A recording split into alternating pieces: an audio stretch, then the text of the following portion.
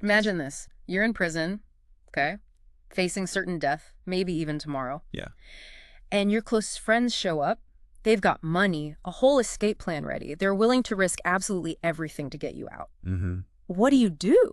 I mean, most of us, I think it's safe to say, we'd take the escape route, right? It definitely seems like the only, well, the only rational choice in that moment. But the surprising situation, almost counterintuitive, Hmm. that we're diving into today, Hmm. it involves someone who chose not to escape. Right. We're looking at Plato's dialogue, Crito. It's Yeah. fascinating. It captures this conversation in a prison cell just before dawn between Socrates and his old friend Crito.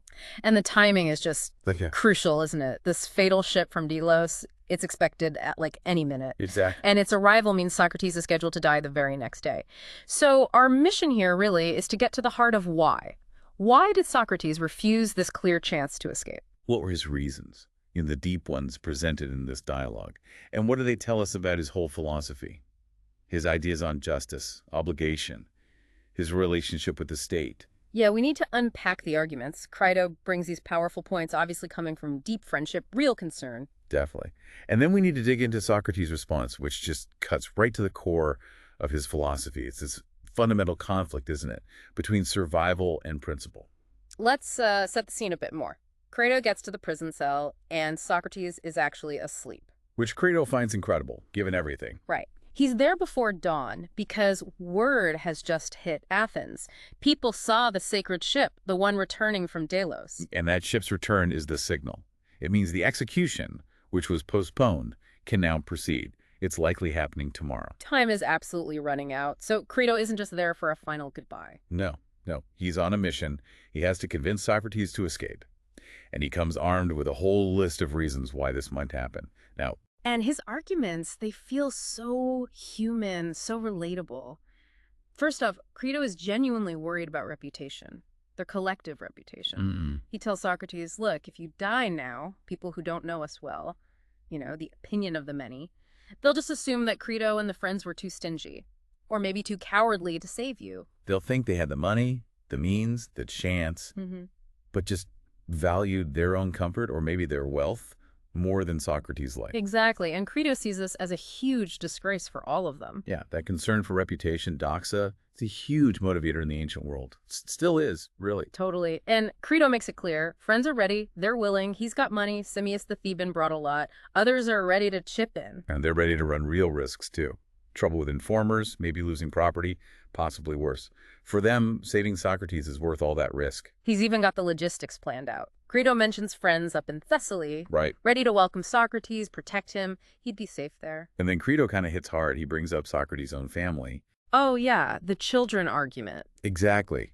He argues, by not escaping, Socrates is basically betraying his own life. And worse, maybe deserting his own children. He's saying you could live, you could raise them, educate them properly, instead of just leaving them to the fate of orphans, whatever that might be. Crito feels Socrates is picking the easier part, maybe. Not the better and manlier path of, fulfilling his duty as a father. That point about the children is just incredibly powerful, isn't it? It really is. And Crito also adds, look, by just accepting death like this, you're basically handing victory to your enemies. You're doing exactly what the people who condemned you wanted you to do. Precisely. And finally, he circles back to the shame aspect. For friends. Right, the friends again. He says the whole thing, the trial, the verdict, and now this, the failure to escape, it's going to look like it was down to the negligence and cowardice of Socrates' friends.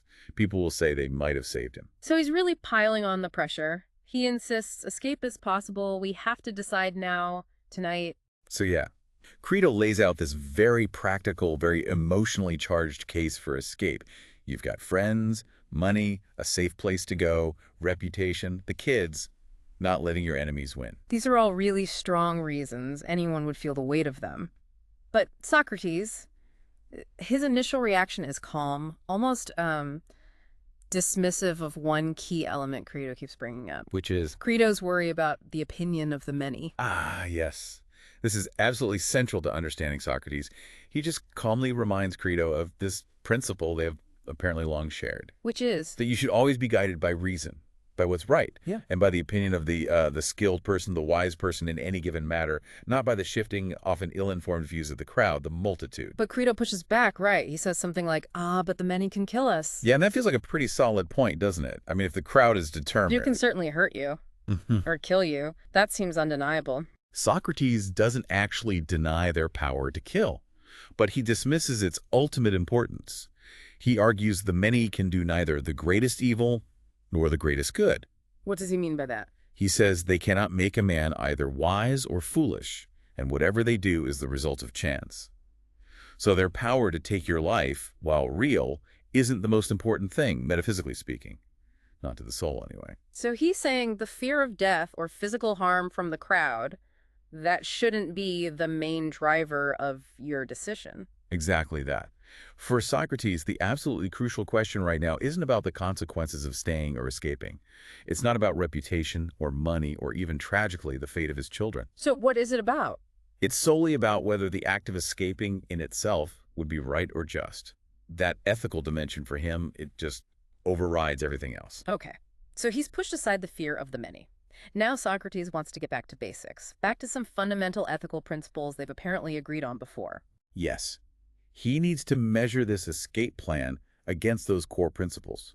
He needs Crito to reaffirm them first. And he starts by getting Crito to agree again that only some opinions are valuable. Right. The opinions of the good and the wise, not the bad and the unwise. And he uses that wonderful analogy, doesn't he? The athlete. Yes.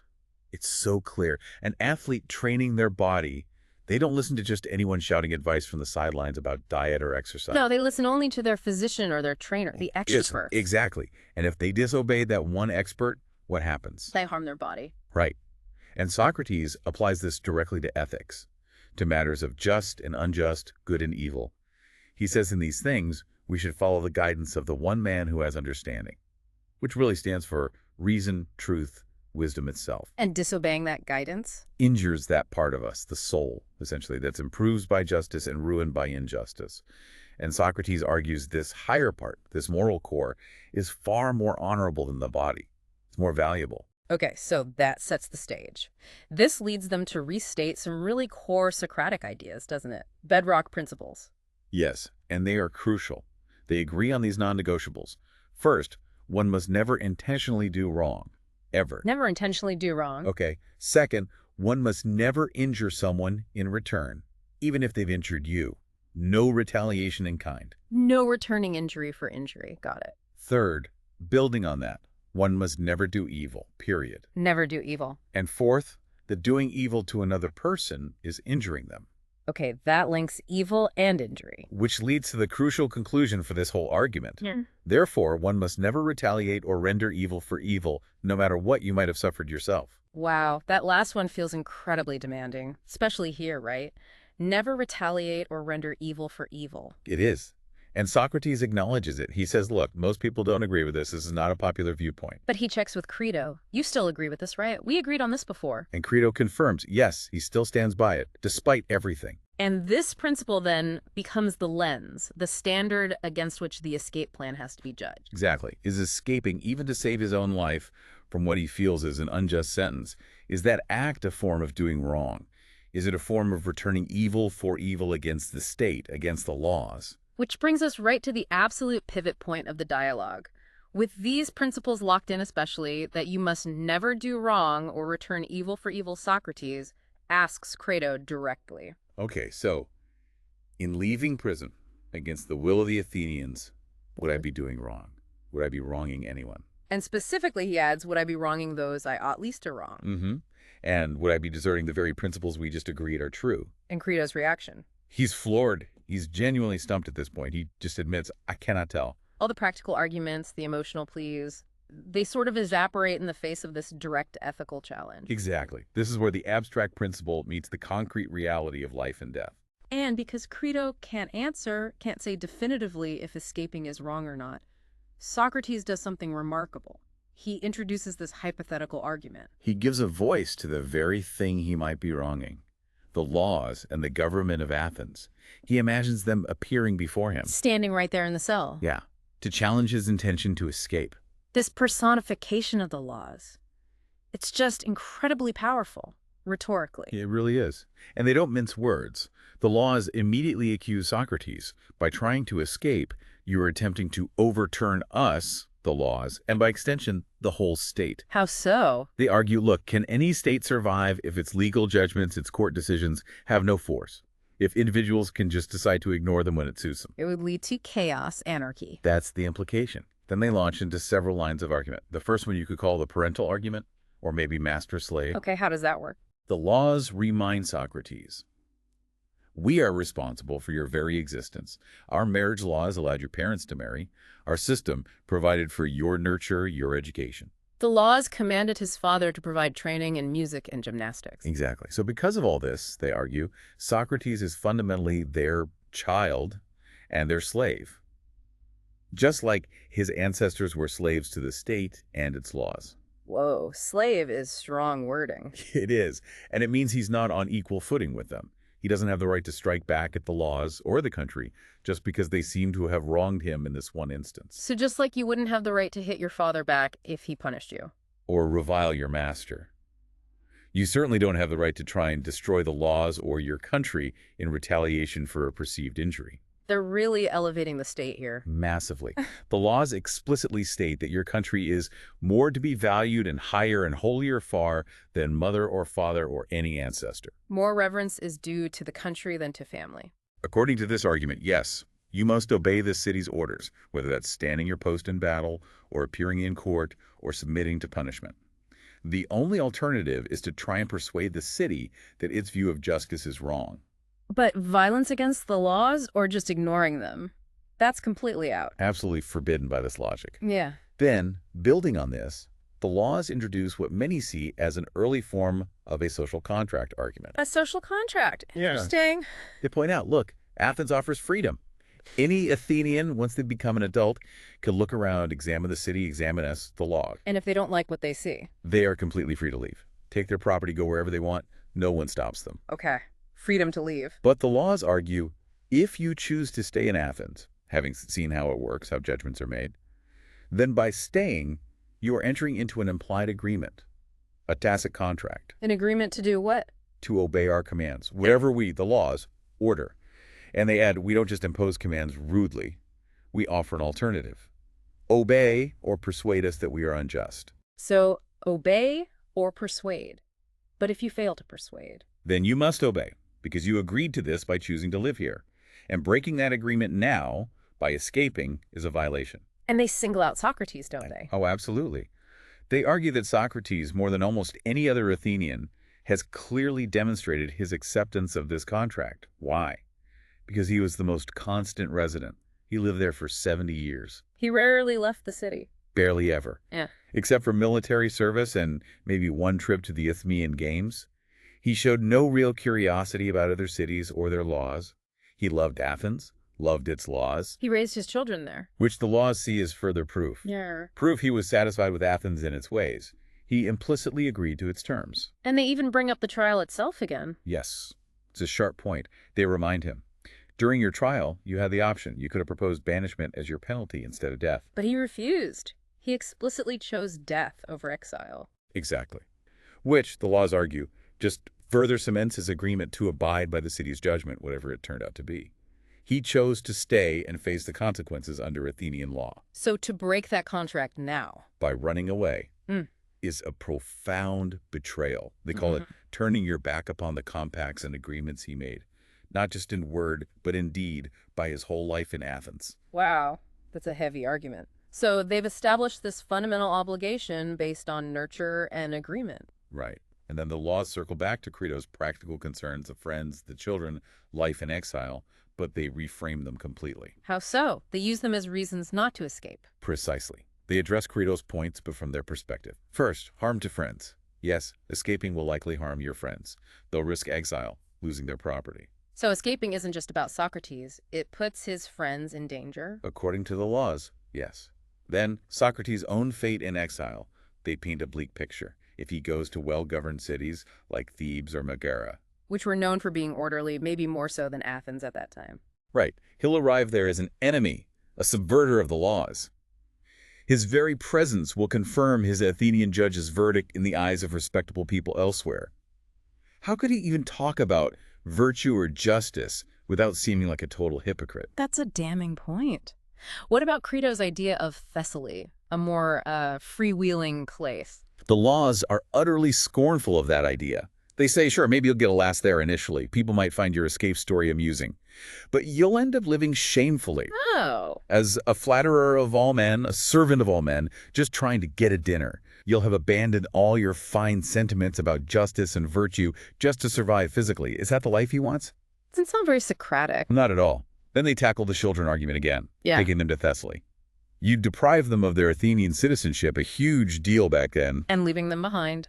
The laws argue his friends will take care of them anyway, whether he's alive in exile or dead in Athens, if they who call themselves friends are good for anything. His being alive, but disgraced in Thessaly, doesn't actually help the children, and might make things awkward or even dangerous for his friends trying to raise them in Athens. So they dismantle Crito's arguments one by one. Pretty much. Which leads to the law's final, incredibly powerful direct command. What is it? Think not of life and children first, and of justice afterwards, but of justice first. Justice before everything else. Yes. They frame his current situation. If you die now, you die innocent, in a sense. You're a sufferer and not a doer of evil. You're a victim of unjust men, but not of the laws themselves. But if he escapes? If he escapes, returning evil for evil, breaking his solemn agreements, then he wrongs himself, his friends, his country, and us, the laws. And there are consequences beyond this life. Oh, yes. The laws warn him. We will be angry with you in this life. And our brethren, the laws in the world below, they won't receive you well either. They'll see you as an enemy, someone who tried to destroy us. It's a stark warning about the fate of his soul. That imagined speech is just devastatingly effective within the dialogue. It brings this abstract conflict duty versus survival into incredibly sharp focus. It really does. And Socrates tells Crito, this voice, the voice of the laws, it's so loud, so clear in his mind, like the sound of the flute in the ears of the mystic. Wow. That it's the only thing he can hear. It completely drowns out all of Crito's perfectly reasonable, very human arguments for escape. And Crito's response to all this, after hearing the laws make their case, He's silenced. He finally just says, I have nothing more to say. The arguments for escape, compelling as they were, have been met and in Socrates' mind overcome by the arguments for obedience and justice as voiced by the laws. So Socrates' final resolution then just flows directly from this powerful internal experience. Yes. He concludes he must simply fulfill the will of God and to follow whither he leads. And in this context, following where God leads means submitting to the city's judgment, staying true to the principles he just reaffirmed through that imagined conversation with the laws. It's worth maybe stepping back for a second just to think about the context our sources give us. Remember the actual charges against Socrates. Yeah, impiety, corrupting the youth. Yeah. But underlying that was often this accusation that he wasn't really a good citizen, sometimes linked, maybe unfairly, to the later actions of people who'd been in his circle, like Alcibiades or Critias, who did harm Athens. Right. So Plato, in writing Crito, seems to be consciously pushing back against that narrative. He's presenting Socrates not as a bad citizen, but as the ultimate good citizen. An ideal of patient virtue, as one source puts it, someone who holds to his principles even when it costs him everything. And the sources also mention we don't know for sure if this escape offer from Crito actually happened historically. It might have. Or it might be an artistic device Plato uses masterfully to explore these huge philosophical questions, especially using that incredible personification of the laws. It seems Plato's main goal here wasn't necessarily to write a legal treatise on exactly when you can or can't disobey an unjust law, the tricky casuistry of it all. Probably not.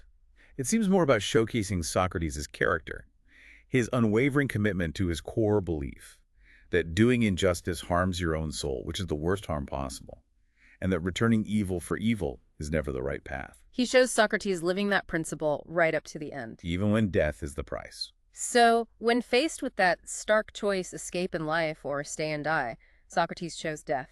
Not because he thought the verdict was fair, he clearly didn't. No, he thought the men who judged him were wrong. But because his principles, especially this deeply felt obligation to the Laws of Athens, the system that, in his view, had nurtured him, allowed him to live his life, protected the city he loved, those principles were more important. Breaking that implicit agreement, that social contract, felt like a greater violation, a greater harm to his soul and to the community than suffering the injustice himself. This dialogue really throws into relief that intense conflict, doesn't it, between, personal survival, looking out for your loved ones, and these powerful demands of justice, civic duty, these implied social contracts. It's profound. Socrates genuinely seemed to believe that by escaping, he'd be actively participating in the destruction of the very legal framework that made civilized life in Athens possible. And that doing that would be a far greater wrong, ultimately damaging himself and society more than enduring the injustice that flawed men had imposed on him. Escaping meant breaking a sacred trust. Yeah, and this ancient idea that just by living in and benefiting from a state, you incur this incredibly profound, almost unbreakable obligation to obey its laws, even when a specific judgment feels deeply unjust. Yeah. It's a really challenging idea. Does that kind of thinking still resonate today? I mean, what does this ancient conversation between two friends in a death row cell suggest to us about our own relationship with laws, with the state, especially when we encounter laws or decisions we believe are fundamentally unjust? It's certainly a lot to think about. A heavy question to leave our listeners with.